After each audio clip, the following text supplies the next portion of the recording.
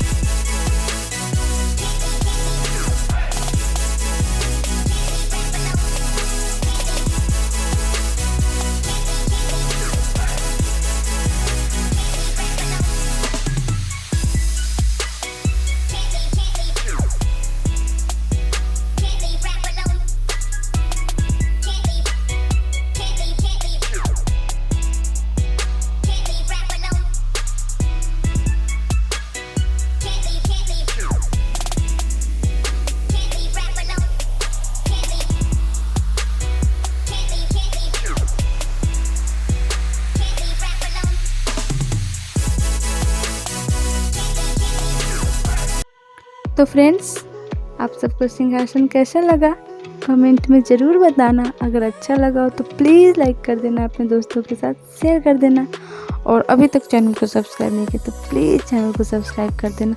और हाँ फ्रेंड्स, मैं next video teachers day card का लेके आने वाली हूँ, तो आप लोग नेक्स्ट वीडियो भी पूरा ज़रूर देखिएगा।